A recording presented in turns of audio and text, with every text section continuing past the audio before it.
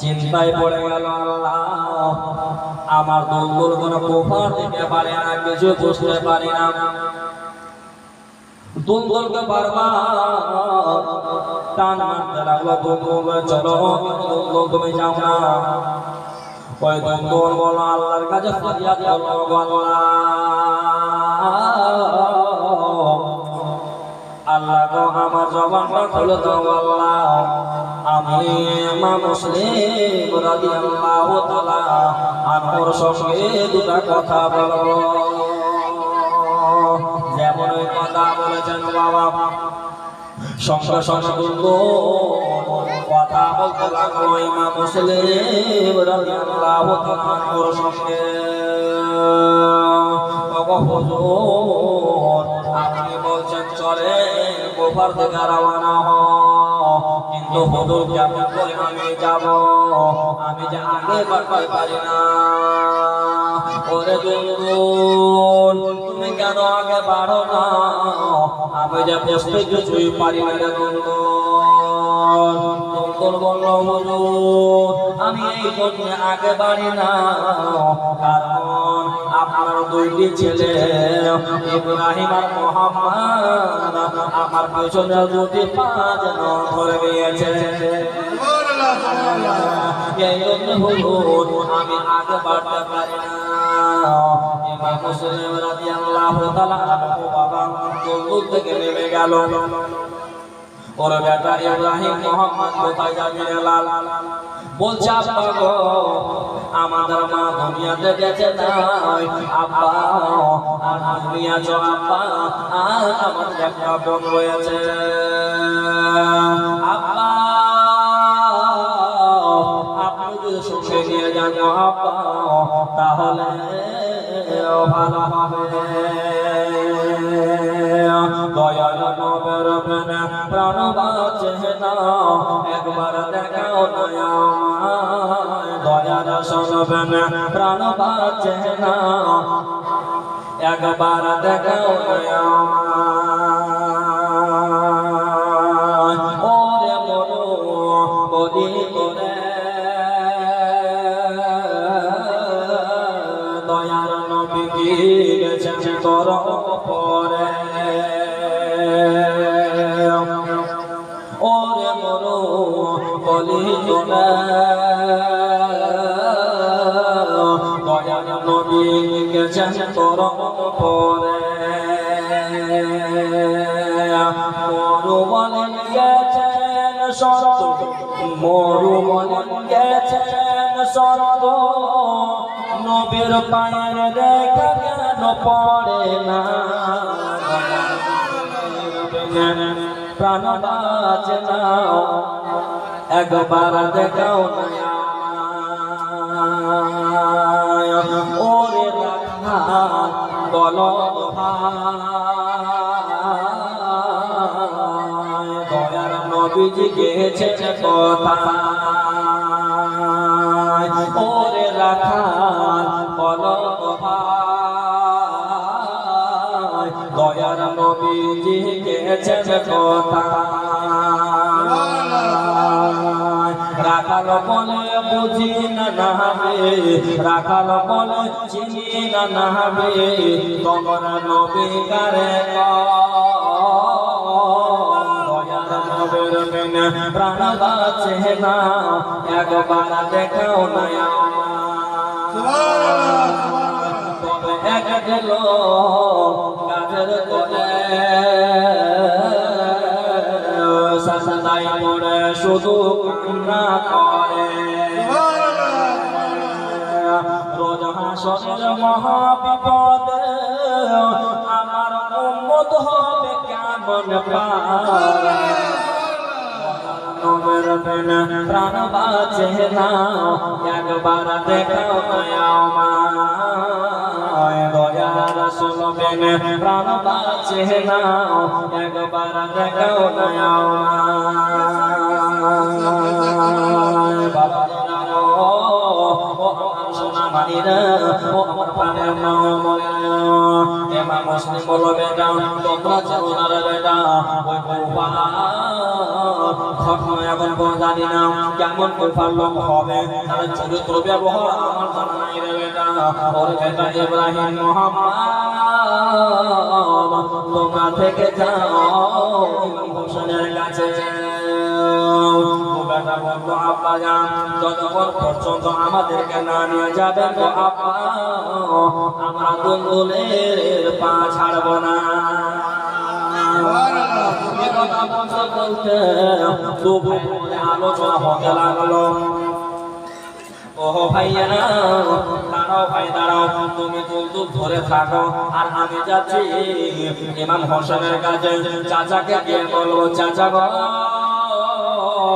আমার বাবা আমাদেরকে নিয়ে চাইছে না কুফা শহরে চাচা দয়া করে বলে না আমার কথা অমান্য করবে না ইমাম হোসেন রাদিয়াল্লাহু তাআলা আনহু আওয়াজ দিয়ে দিল হোসেন বলতে লাগলো ইমাম হোসেন তুমি যে যাবে ঠিক আছে তোমার ছেলে এখানে থাকবে ওইখানে থাক যার যেখানে যে অবস্থা আল্লাহ পাক মনে রেখেছে ওই জায়গাতে তার মরণ হবে দুনিয়াতে কেউ তাকে বাঁচিয়ে পারবে না যত টাকার হোক না কেন প্রফেসর হোক না কেন ইঞ্জিনিয়ার হোক না কেন যত দরবে মুফতি হোক না কেন মরণ থেকে কেউ বাঁচতে পারবে না সুবহানাল্লাহ তাহলে তোমার দুই ছেলেকে তুমি সঙ্গে নিয়ে যাও বাবা ইমাম মুসলিম রাদিয়াল্লাহু তাআলা আনহু বাবা ওই যে দুলদুলে বসে গেল বাবা চলে যায় যেতে যেতে কুফা শহর লোকের কিছু জন চিঠি লিখেছিল বাবা লোকেরা আমি যাব না আমার আগে আমার চাচাতো ভাই ইমাম মুসলিমকে পাঠাবো তারপরে আমি যাব ঠিক আছে চিন্তা করতে হবে না আপনার চাচাতো ভাইকে পাঠিয়ে দেন কোনো অসুবিধা হবে না বাবার ইমাম মুসলিম রাদিয়াল্লাহু তাআলা আনহু কুফা শহরে বাবা পৌঁছে গেল পৌঁছানোর পরে কুফার লোকেরা দেখতে পেল এত সম্মান করলো এত আদর করলো বাবার কেনার মধ্যে লেগেছে 40,000 লোক ইমাম হোসেনের বাইরে গেল কোনো কথা লেগেছে 12,000 লোক বাবা এত আদর করতে লাগলো বাবা ইমাম মুসলিম রাদিয়াল্লাহু তাআলা আনহু ওই মুফতার বাড়ি থাকতে লাগলো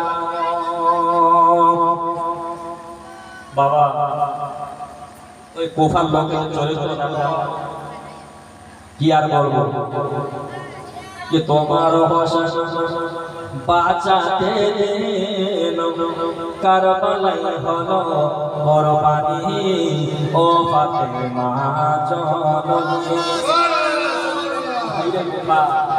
এই কুফার লোকেরা চিঠি লিখে পাঠিয়েছে কতখানা 1100 খানা চিঠি দিয়া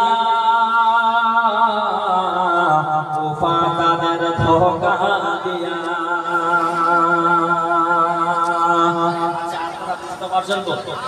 আজকে মুশকিল হয় না মানে 3 দিনকার জীবনে গতকাল স্পিডে বলেছি আজ লাল হইল যেন রক্তের বরণ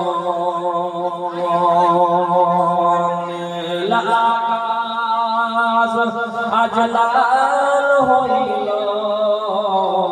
যেন রক্তের বরণ 1100 খানা চিঠি দিয়া কুফা তার ধোঁকা দিয়া 1100 খানা চিঠি দিয়া কুফা তার ধোঁকা দিয়া তারাই শহীদ করে এই হলো কুফের চরণ আজ হইল যেন রক্তের বরণ কারবালার মরুর পরে ইমাম হোসেন লড়াই করেন কারবালার মরুর পরে ইমাম হোসেন লড়াই করেন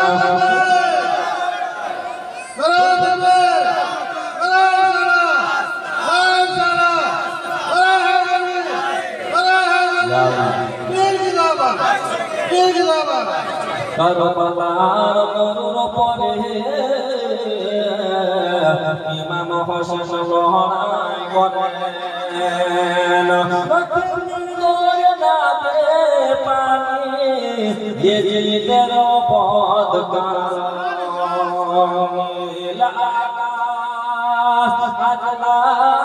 হইল যেন রক্তের মরণ মেরা ধীরে ধীরে তীর মারল মেরে ইমাম হোসেন কাতর হালে ইমাম হোসেন কাতর হালে খোদাকে করেন শরণ নীল আকাশ আজ লাল হইল যেন রক্তের বরণ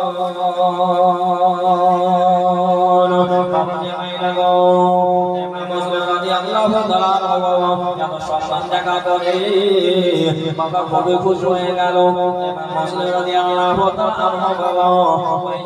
চিঠি লেগে দিল ইমাম হোসেন রাদিয়াল্লাহু তাআলা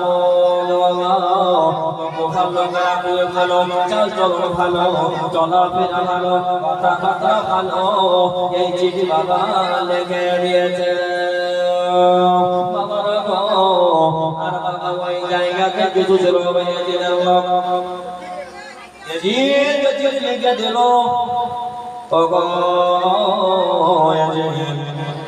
দামেস্ক শহরে বসে রয়েছে আর ওই ওয়াজিরকে চিঠি লেখা করে বলল বাবা ইয়াজির তোমার একটা শহর কোথায় চলে গেল কি ব্যাপার কোথায় গেল কোন জায়গাতে গেল একটু মা বলতে জিজ্ঞেস করি বাবা বাইরে রন করাচ্ছে আর এদিকে এদিকে একদিকে দিবা মারা যেন চিঠি লেগে গেল বলে দিল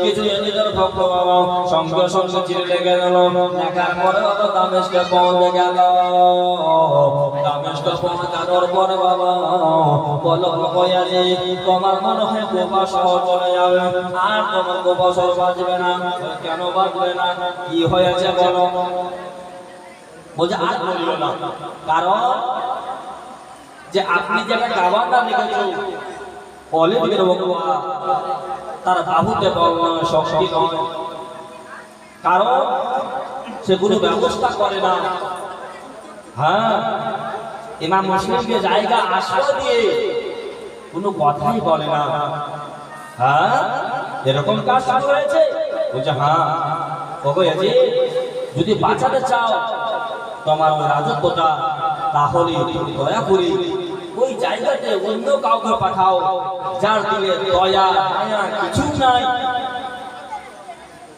ইয়াজিদ বলতে লাগলো এরকম লোক কোথায় পাবো কোন দিকে পাবো ইয়াজিদ বসে বসে চক্রান্ত করতে লাগলো ইয়াজিদের মনে পড়ে গেল ওই বিসরা শহরে ইবনে জিয়াদ বলল যার দিলে দয়া নাই মায়া নাই কিছু নাই বাবা তাকে চিঠি লিখে দিল ও গো ইবনে জিয়াদ তুই বিসরা শহরকে ছেড়ে দাও আর তারপরে তুমি কুফার কাবার হয়ে যাও এই কথা বলে দিল রে বাবা সঙ্গে সঙ্গে ওই চিঠি পাওয়ার পরে ইবনে জিয়াদ সে মাথা লাগলো ইবনে জিয়াদ বলল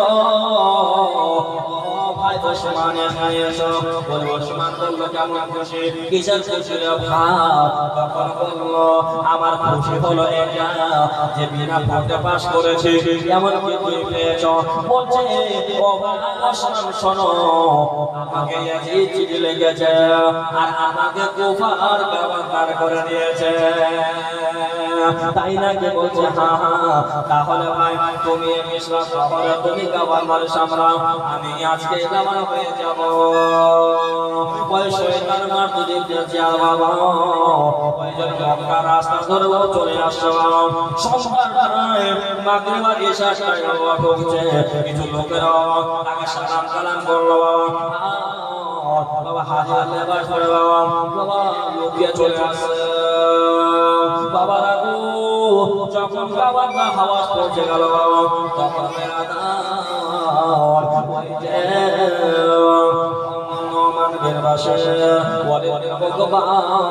যেন চিন্তায় পড়ে গেল, কে তুমি? বলে আমি বলে কি তুমি এনেছো বলো।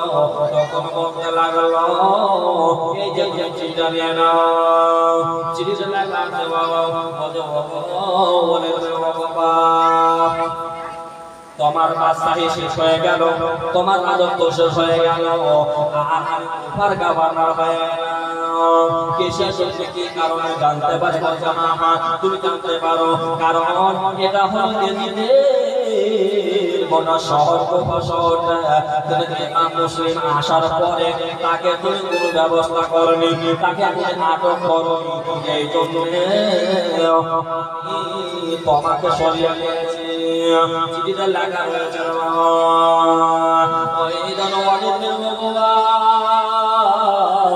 চারটা বাবা ছেড়ে দেবে এরকম চারা আমি আর কখনো বসবো না। যে চারে বসে ইমাম মুসলিমের সম্মান নাই, হোসেনের সম্মান নাই, আমি আর সেরকম চারে বসবো না। মায়েরা গো বাবারা গো এই কথা চারটাকে উঠে গেল আর বাবা ওই চারে গেল ইবনে জাদ বসে গেল। ইবনে জাদ বসার পরে শয়তান আনন্দ করলো। ইবনে জাদ এলান করে দিল কুফাবাসীর লোকেরা শুনে নাও, ইমাম মুসলিমকে যে জায়গা দিয়েছো দয়া করে আমার কাছে ইমাম মুসলিমকে পৌঁছে দাও, নইলে তার বাড়ি ঘর রাখবো না, তাকে দুনিয়াতে বাঁচিয়ে রাখবো না। এটা কথা বলার পরে মনটা খারাপ হয়ে গেল। আর এদিকে ওই ইমাম মুসলিম রাদিয়াল্লাহু তাআলা মুক্তার বাড়ি থাকতে থাকতে মুক্তারের চলাফেরা ভালো লাগে না। ওই সময় বাবা সঙ্গে সঙ্গে মুক্তার বাড়ি চেঞ্জ করে ইমাম মুসলিম রাদিয়াল্লাহু তাআলা হযরত হাজী রাদিয়াল্লাহু তাআলা বাড়ি আরাম করতে লাগলো। বাবা রাগো আমার ভোলা রাগো। এদিকে ইমাম মুসলিম ইবনে জাদের সিপাহীরা খুঁজে খুঁজে হয় পরেশান হয়ে গেল, আমি আপনার কোনো খুঁজে পাই না, এই বাবা কোন জায়গাতে গেল? যদি আমাকে ইয়াজিদ প্রশ্ন করে ও ইবনে জিয়াদ ইমাম মুসলিম কোথায়, তার খবর কি? তাড়াতাড়ি খবরটা আমাকে দাও। বাবা এই কথা বলার পরে ওই জায়গাতে ইবনে জিয়াদ পরেশান হয়ে গেল, খুঁজে খুঁজে হয়ে গেল, পরেশান পাওয়া যায় না। কুফার লোক কেমন চলাফেরা জানি, সহজে বলবে না বাবা, হ্যাঁ দৌড়ে দৌড়ে হয় না। চিন্তায় করতে লাগলো কিভাবে পাওয়া যাবে ইমাম মুসলিমের খবরটা।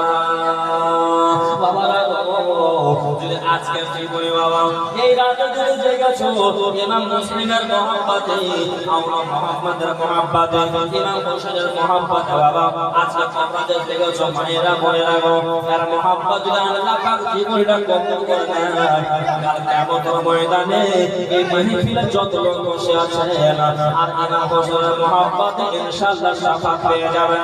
বলুন বলুন নারে তাকবীর, নারে তাকবীর, নারে সেক্রেটারি যুবক কমিটি এখানকার মায়েরা ভাগ মায়েরা ভাগ মায়ের দিলে ব্যথা কখনো দিও না, কখনো দিও না। মায়ের মতো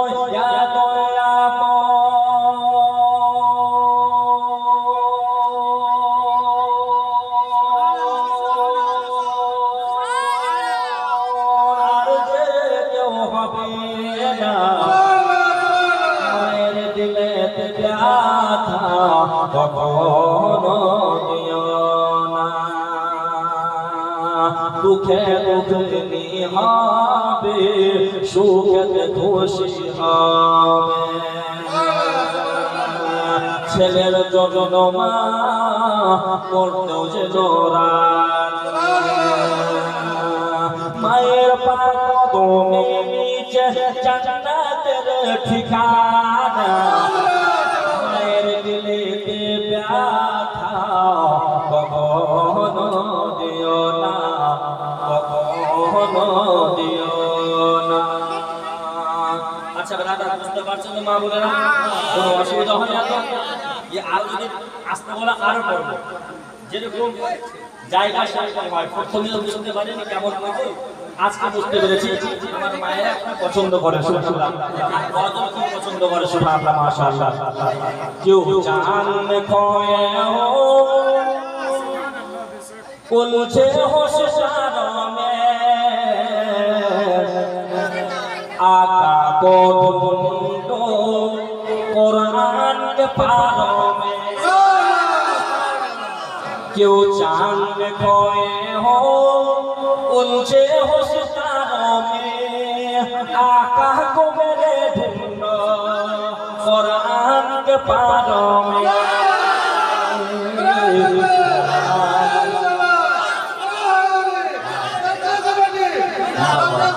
जिंदाबाद सुभान अल्लाह। ভাবছি আচ্ছা আওয়াজ করে আওয়াজ করে মায়ের আস্তে আস্তে একবার দূর করুন তো ইনশাআল্লাহ। আল্লাহুম্মা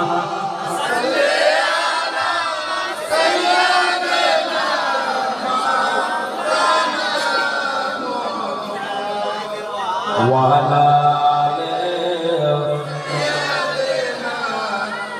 ওয়া আলা মাওলানা মুহাম্মদ সাল্লাল্লাহু আলাইহি ওয়াসাল্লাম। ইমাম মুসলিমের পূজা পরিশোধ হয়ে গেল, কেউ পাই না। ইবনে জিয়াদ চিন্তা করলো কোথায় পাবো ইমাম মুসলিমকে।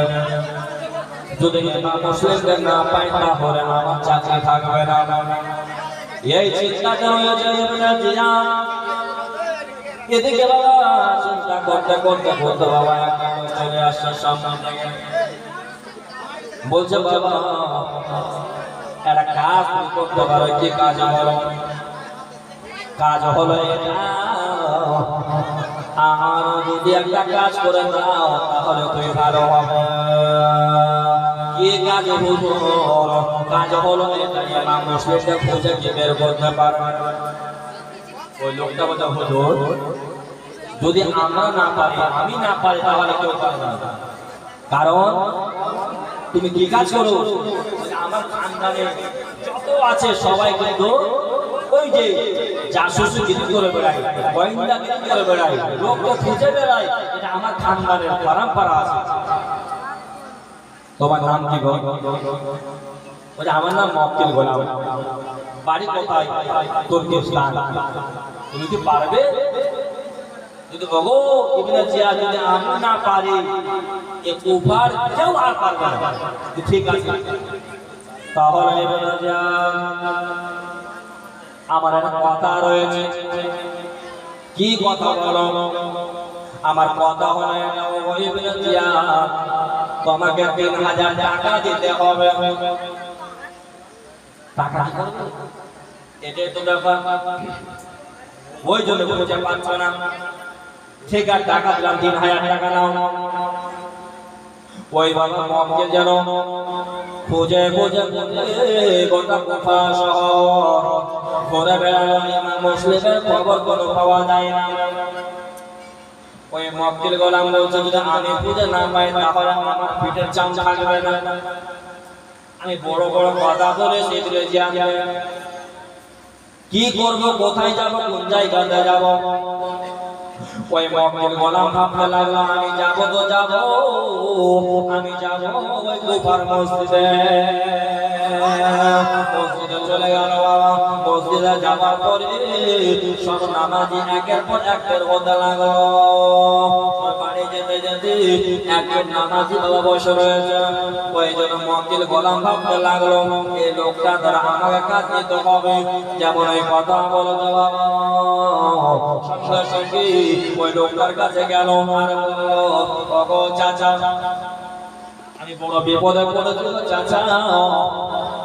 কি হলো রে বাবা? চাচা গো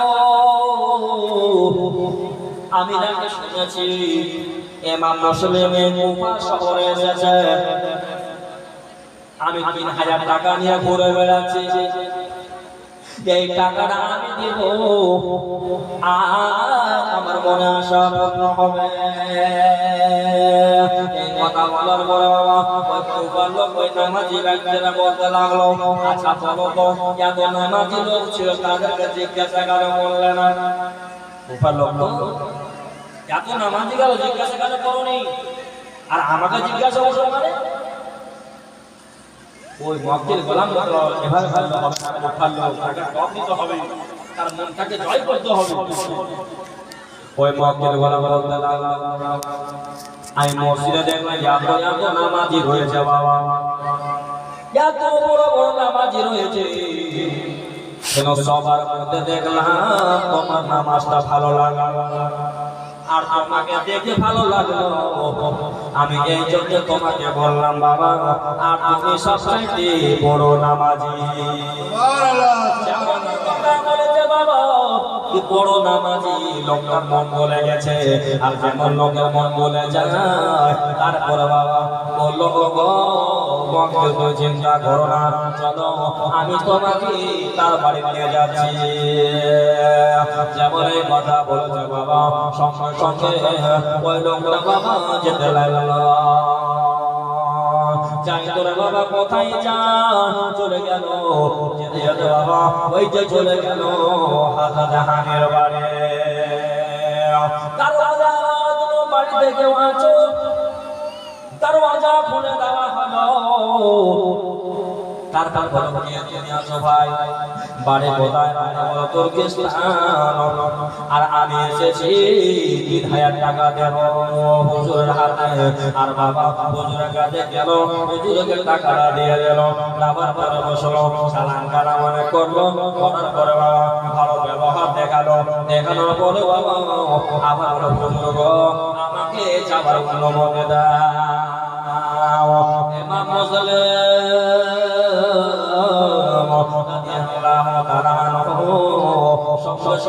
অনুমতি দিয়ে গেল, যাও তুমি বাড়ি যাও, আবার তুমি পরে আসবে।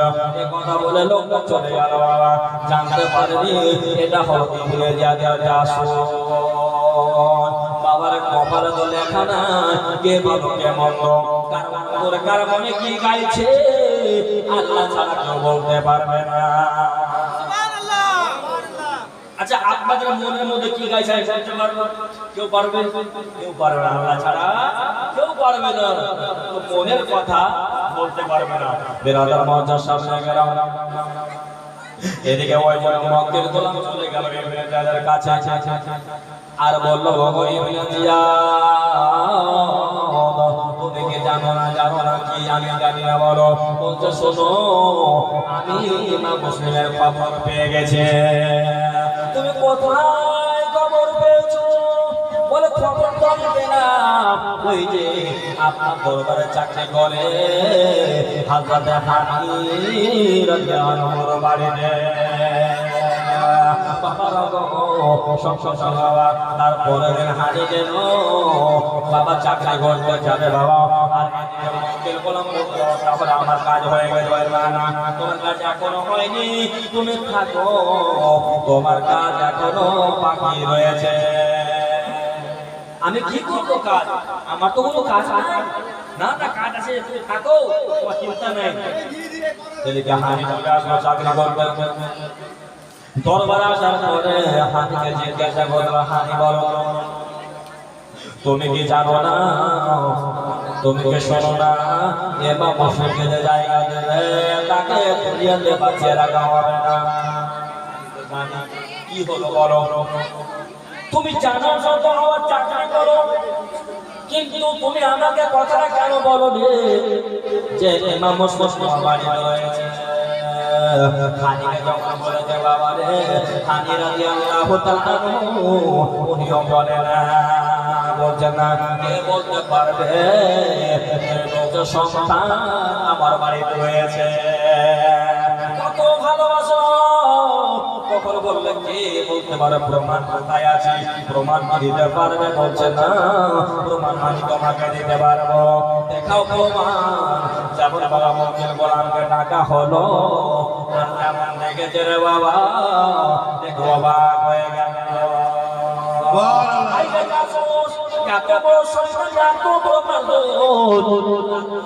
সন্তান বলে দয়া মায়া তোদের হলো না, আর এই কথা তুমি বলে দেশে ফিরে বাবা, সঙ্গে সঙ্গে বাবা হানিকে যেন গ্রেফতার করে নিল, তাকে জেলখানা বন্দি করে দেওয়া হলো। এদিকে চারদিকে করে দিল, বাবার একটা এলান হয়ে গেল, বাবার আর এদিকে আবার ইমাম মুসলিম রাদিয়াল্লাহু তাআলা আনহু বাবার মসজিদে নামাজ পড়তে গেছে রে বাবা, মাগরিবের টাইম হয়ে গেছে রে বাবা, 500 জন নামাজ ছিল বাবা, 500 জন। কতজন? 500 জন নামাজ। আর আজকালকার নামাজি 5 জন থেকে 10 জন বা 20 জন নাকি? যদি বলে বলবি সাহেব নামাজ দাদা পড়ছেন, দাদা পড়বেন না, বাবাজি পড়বেন না, ও বলবি সাহেব আর বলিও না, এত পেটের ব্যথা, এত গ্যাস, এত মুসিবত, এত হাতে ব্যথা, এক পায়ে ব্যথা, এক কোমরে ব্যথা, আর যদি ওকে বলেন তোমাকে 3000 টাকা দেব, মালদা হেঁটে যাও, কোনো ব্যথা নাই, একদম রাজি। আর যাহা কথা বলবি সাহেব বলিও না, ডাক্তার মানা করে আমাকে উঠতে বসতে, ডাক্তারের কথা মানতে রাজি, কিন্তু আল্লাহর ফরমান নবীর আখলাককে মানতে রাজি নয়। এই জন্য আজকে আমাদের অবস্থা। মৌলভী সাহেব মনে আশা পূর্ণ হয় না, তো মৌলভী বলছে বাবির সাহেব নামাজ পড়ছো, সব বলে এত ভালো আপনাকে লাগলো, এটাই খারাপ, এই নামাজ পড়তে বলবেন। নামাজ পড়তে বলা মানে হচ্ছে সারা দুনিয়ার বোঝা চলে গেল, কিন্তু এখানে নামাজের খুব ভালো আছে বাবা, মাশাআল্লাহ। কিছু কিছু জায়গার কথা বলছি, এরা তো নামাজের সামনে একদম দেখো, ইমাম মুসলিম রাদিয়াল্লাহু তাআলা আনহু নামাজ পড়তে গেছে বাবা, নামাজ পড়ানো ইমাম মুসলিম হয়ে গেছে বাবা, নামাজ যাওয়া শুরু হয়েছে মাগরিবের নামাজ। আর এদিকে এলান হয়ে গেল ইমাম মুসলিমের জায়গা দিয়েছে, ওই জন্য হানিকে ধরে নেওয়া হয়েছে, আর তাদেরকে দুনিয়াতে রাখা হবে না, বড় জায়গা দেবে তাকে দুনিয়াতে বাঁচিয়ে রাখবো না। এ কথা বলার পরে বাবা সঙ্গে সঙ্গে সবাই যখন নামাজ ছেড়ে পালিয়ে গেল, চলে গেল, নামাজ বাবা ছেড়ে দিল রে বাবা। দেখুন আসসালামু আলাইকুম ওয়া রাহমাতুল্লাহ, আসসালামু আলাইকুম ওয়া রাহমাতুল্লাহ, সালাম ফেরানোর পর দেখছে বাবা তো আর 500 জন নামাজি না, মাত্র একজন নামাজি।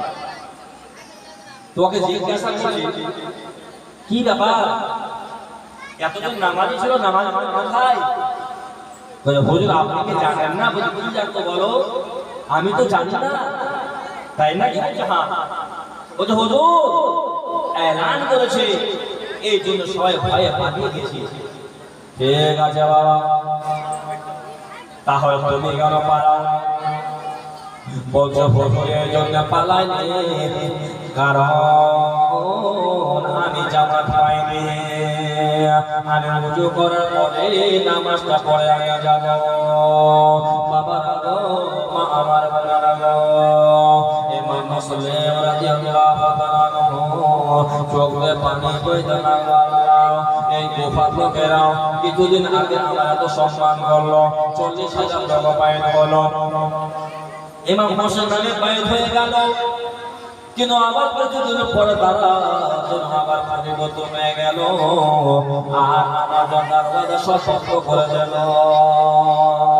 বাবারা গো, আমার মনেরা গো, ইমাম মুসলিম কোন দিকে জায়গা যাবে রে বাবা, চিন্তায় পড়ে গেল আমি কোন জায়গাতে যাব। আল্লাহ বলতে বেড়ে গেল, সবাই আলামাদি সব দরজা বন্ধ করে নিয়েছে। ইমাম মুসলিমকে জায়গা দেব না, জায়গা দেব না। ঠিক আছে বাবা, জায়গা দেবে না, ঠিক আছে, কিন্তু বাবার ইমাম মুসলিম বাড়িতে মসজিদ থেকে বেরিয়ে গেল। কোন দিকে যাইবে? চলে যায় বাবা, সিধা যেতে বাবা, দূরে দেখতে একটা আনা জ্বলছে বাবা, আনা, ওই আনার যেমন জ্বলছে ইমাম মুসলিম রাদিয়াল্লাহু তাআলা আনহু বাবারা গো টুক টুক টুক টুক করে চলে গেল। যাওয়ার পর বাবা একজন বুড়ি মা, ওই মায়ের নাম হলো নওয়াবি। ওই নওয়াবি ওই জায়গাতে রয়েছে বসে একটা আলাদা জায়গা বাবা। আর ইমাম মুসলিম রাদিয়াল্লাহু তাআলা আনহু বাবারা গো গিয়ে তারা বলছে, মা গো, ও গো মা, যেমনি কথা বলেছে তখন বলো বাবা রে, কি বলছো রে বাবা? বলছে, মা গো আমি পানি পান করবো মা, কিছু পানি যদি পান করাবে মা, তাহলে আল্লাহ তাআলা ভালো করবে রে মা। এই কথা বলার পরে বাবা সঙ্গে সঙ্গে ওই যে ইমাম মুসলিমকে ওই কুয়ার ঘরের ভিতরে গেল, এক লোটা পানি নিয়ে আসলো। আসার পরে বাবা সঙ্গে সঙ্গে পানি দিল। ইমাম মুসলিম রাদিয়াল্লাহু তাআলা পানি পান করলো বাবা, করার পরে বাবা লোটাটা আবার দিয়ে দিল। ওই বুড়িমা বিবি সঙ্গে সঙ্গে লোটা নিয়ে নিল। নাবার পরে লোটা রেখে আবার দেখছে বাবা তো বাড়ির বাইরে দাঁড়িয়ে রয়েছে। ইমাম মুসলিমকে জিজ্ঞাসা করছে, বাবা তোমার বাড়ি কোথায় রে বাবা? আচ্ছা চলে যাও বাবা, জিয়াদের লোক এলান করেছে যে বাড়িতে জায়গা দেবে তাদের বাড়ি ধ্বংস করে দেবে। আচ্ছা বলো বাবা তুমি কোথায় যাবে বাবা? বলছে, বলিও না মা, আমার দেশে বাড়ি নয়, আমার বাড়ি হলো সোনার মদিনা। এসেছি মক্কা শহর থেকে, কিন্তু কি বলবো মা বাবা, কি তোমার নাম বাবা, কি তোমার পরিচয় রে বাবা? পরিচয়টা দয়া করে বলো। বলছে, মা বলিও না, আমার পরিচয় আমি হলাম যেমন কথা বলেছে রে বাবা, সঙ্গে সঙ্গে বাবা নামাজি 5 ওয়াক্ত নামাজ ছিল। বলতে লাগলো, ওরে বাবা যাদেরকে দোয়া পাওয়া যায় না, যাদের জন্য বাবা আল্লাহ আল্লাহ করতে হয়, তাদেরকে দাওয়াত দিয়েও পাওয়া যায় না রে বাবা। কিন্তু আজকে দিনে ওই যে দোয়া পেয়েছি ইমাম মুসলিম আমার বাড়ি। খুবই খুশি হয়ে গেল আমার নামাজ পড়ে কবুল হলো কি হলো না আল্লাহ ছাড়া কেউ জানে না। নয় বংশের সম্মানকে পেয়েছি আর আখেরি খিদমত করেছি বাবা রে, ওটা যদি কবুল হয়ে যায় তাহলে আমার বেড়া পার হয়ে যাবে, আমার আখিরাতে কোনো ভয় থাকবে না। এই কথা বলার পরে বাবা সবাই জানো ঘুমিয়ে রয়েছে, আর এদিকে ইমাম মুসলিম ছোট কোনো ঘুম নাই রে বাবা। ওই দুয়ারের সঙ্গে সঙ্গে ইমাম মুসলিম রাদিয়াল্লাহু তাআলা আনহু হাতটাকে ধরলো বাবা, ধরার পরে বাবা সঙ্গে সঙ্গে বাড়ির ভিতরে নিয়ে চলে গেল। নিয়ে যাওয়ার বললে বাবা সুন্দর করে বিছান করলো রে বাবা, আমার বাড়ি মেহমান চলে এসেছে, খুবই খুশি হয়ে গেছে বাবা। মেহমানের সম্মান করা এটা হলো আল্লাহর নবীর সুন্নাত, চলে বলুন সুবহানাল্লাহ। মেহমানকে সম্মান করবে বলে কেমন কথা। এক ছিল মেহমান নবী পাকের জামানায়, আর ছিল কিছু মেহমান আসলো, আসার পরে আল্লাহ নবী বলছে হুজুর আমাকে কেউ তো লাই না, তা বলছে শোনো যাকে কেউ লাই না আমি তাকে নেব, চিন্তা করো না। তো মেহমানকে ভালোবাসা হচ্ছে নবী পাকের সুন্নাত। যদি কোনো মেহমান আসে তুমি তার ভালো করো না, ওই মেহমান তোমার ভালো করতে ধরে বসবে। যত মেহমান আসবে মা আমার বোনেরা অবশ্য সম্মান করবে। আচ্ছা মায়েরাকে বলি, আমার মা বোনা খুব ভালো, কিন্তু একটা বেরাম আছে মায়েদের, বলবি সাহেব বলো না, না বলে করে পাই না। কেমন বেরাদার যদি আমার ওই মা বোনদের যদি বোন চলে আসে কিনা, আর তার নিজের মা বা নিজের বোন স্বামীকে ফোন করে করে করে করে করে করে পরেশান করবে। বলছে মুরগা নিয়ে শোনাছি, খাসি মাংস নিয়ে শোনাছি, গরু মাংস নিয়ে শোনাছি বলবে। আর যাহা ভাই তার স্বামীর কুটুম চলে আসলো, তার বোন তার ফুফু ফোনও নাই, হাড়িও গায়, একটু ঢুকিয়ে দিল। হ্যাঁ, আর স্বামী মনে করে না, স্বামী জানতেও পারলো। আচ্ছা বলুন তো মা, কুটুম আপনার কোনটা আপন? আজকে বলে যে আপনাদেরকে আপনার আপন কুটুম হলো যেটা আপনার স্বামীর কুটুম, সেটা হলো আপনার আপন। জোরে বলুন সুবহানাল্লাহ। এটা মাথায় রাখবেন। যদি আপনার ওই দিদিকে বা ভাবিকে, তার দাদাকে, তার ফুফু আম্মাকে যদি খেতেও না দাও, তবুও তারা আপনাদের ভালো চাইবে।